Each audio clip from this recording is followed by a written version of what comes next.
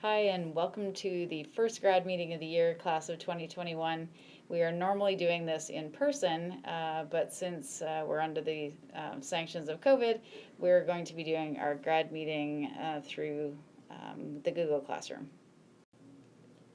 So in case you can't recognize our voices, grade 12s, this is Mrs. Westland and Mrs. Keller, who are just going to go through this presentation with you. So to let you know who your graduate affairs representatives are, they are Rachel Rudy and Kelly Wine for this year. And their job is to bring any questions or concerns about your senior year to us here in guidance. They're going to help to create posts for our Google Classroom. They'll post items on the grad bulletin board in the main hallway next to the drama office, help organize valedictorian voting in the spring, and sitting on the commencement committee so they can let us know what you want your graduation to look like. Save the date for June 24th, 2021, class of 2021. That is the date of your commencement. We're not sure what format it's going to hold yet, but it's only 36 weeks away and there's so much to do. So in order to walk across that stage or whatever it might look like in the spring, there's requirements to graduate and they have to be finished before June 24th. So you know the diploma requirements that you need. Make sure you aren't counting a course that you are repeating because it wouldn't count as your total of 30. And if you aren't sure, come see us here in guidance. Note, there's changes to the 40-hour requirement for this year. It's actually been changed to 20 hours of community involvement. Now, some of you have already gone way past that anyway, so you're not concerned. But those of you who are at 0 and you know who you are, we need to get you to 20 by the end of the year. One way we can do that is you can use 10 hours of your paid work with permission from the principal, or you can sometimes do things during the school day. So those are new things that you weren't allowed to do before. Again, you want to try to get the 20 and principal's permission on using paid work. So graduation awards, honor roll as calculated by adding the marks from each student's top 6 credits taken this year and divided by 6.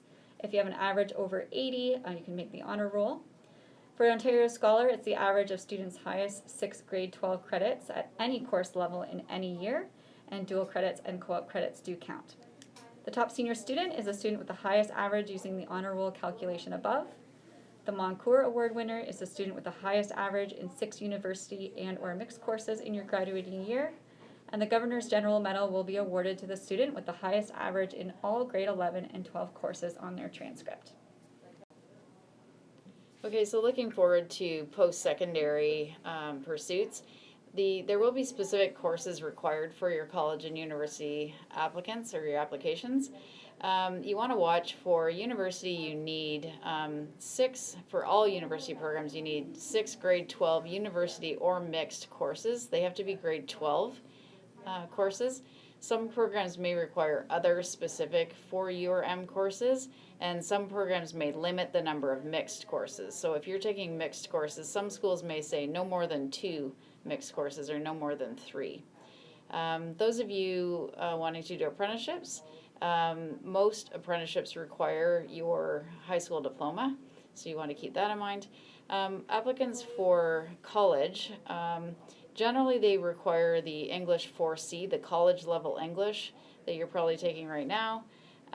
Some programs also require other specific grade 11 or 12 courses, usually maths or sciences. Students with university preparation may apply to colleges, but the vast majority of colleges don't give you extra marks for applying with university preparation. Conestoga would be an exception to that. They give you 10% for university or mixed courses if they're prerequisites to their programs. Most colleges also have programs specifically for students who don't have your college level English. So if you have workplace English, that come to guidance and we can go over some options for you. Make sure that you're not missing out on information you need. Well, you've clearly seen this post here in our Google Classroom. So just make sure that you're checking on there. Ms. Westland often posts different scholarship opportunities, or sometimes there could be community hour opportunities posted there as well. You want to use the guidance webpage as a resource for lots of things regarding your graduating year. Most of you probably have never been on the guidance webpage, but if you Google SHDHS guidance, you'll find us.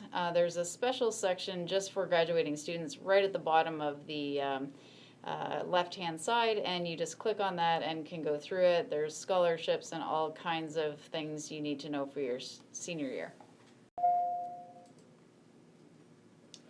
If you are looking to apply to a college, ontariocolleges.ca is a good resource. We're going to post the link below so that you can click right on it, and you can check out information, your applications, some due dates there as well. If your pathway is looking at going directly to the world of work, getting a job or taking a gap year after high school, a really good resource is the Center for Employment and Learning downtown in Exeter. And the link will be posted below. They have lots of things, including upgrading, that may interest you for doing other post-secondary stuff later. You can use eInfo if you're looking to do some university program research, just looking at different programs, looking at different universities and how to apply. You can also use OUAC for your actual university applications. You can see there's big colorful blocks to choose from, so you would be looking at the undergrad 101. Those of you who are looking to go into apprenticeships after high school, you want to check out these two websites. They'll also be in the links below. It's a really fabulous, lots of opportunity in apprenticeships. You're also encouraged to follow social media for any schools that you're interested in going to, especially right now when a lot of them are doing different sessions virtually. If you're following them on social media, you can see what the upcoming events are. Unfortunately, there will not be university fairs this year. They have been canceled for this year. Okay, one option is to connect with the different universities. So the little red arrow at the bottom. You can get information from your chosen universities right to your inbox. So you just check the different boxes for the universities that you are specifically interested in. The Ontario College Information Fair has also been canceled for this year, but luckily you can attend virtually November 4th from 4 to 8 or November 5th from 9 to 1. Parents are also invited to do that. You can register at ontariocollegefair.ca. You should also visit virtually the campus of any school that you're interested in attending. So if you just Google search the different colleges or universities, a lot of them have their virtual open houses posted right on their main webpage. So you can click on it and you do a nice little virtual tour around campus. Okay, so there's some important dates to keep in mind. One of them is the full disclosure date. If you don't know what that is, basically, if you get past a certain point in a grade 11 or 12 course, it will appear in your transcript, whether you drop it, fail it, or pass it, obviously.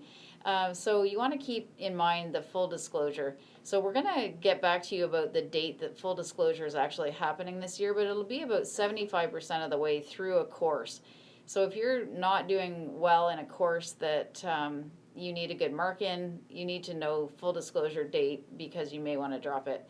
Also, Ontario application deadline, big one, January 15th, very important. You will not be considered for high priority programs if you do not get your application in by January 15th. And the college application is February 1st. A couple more notes about college and university applications. University applicants will need a PIN to apply, and this year they're being mailed directly to the address that we have on file for you, and that's going to happen sometime in November. College applicants need their OEN number, and this is the number that's on the top of your report card and your timetable. It's probably also found in the portal as well. This year, Quad 1 and 2 final marks will be submitted to both the college and university application centers, and transcripts will be sent automatically to Ontario schools. If you're applying out of province, email us here in guidance and we can help you with that. Okay, so financing post-secondary pathways. We're going to do a lot more talking about this, but there's a little slide here just to help you out with some of the basics. Parents or other family is obviously kind of the first place. If you have RESPs, you should be asking your parents about that. Your job and your savings. So yes, you have to save your money, so you should be definitely starting that now if you haven't started. Scholarships and bursaries. So there's a number of ways to access these scholarships and bursaries. You can sign up for sites such as Yconic or ScholarTree. You can also research different places that you work or your parents work, as well as the guidance webpage that we noted above. OSAP is another very common way to fund your education. So Ontario Student Assistance Program, this whole program is based on your parents' income from the previous year. So last year's your parents' income. There will be an information session about OSAP at a later date in some form. Okay, so that's it, graduating class of 2021. Let us know if you have any further questions here in guidance or in the comments below, and we will get back to you as quick as we can. Keep calm and graduate.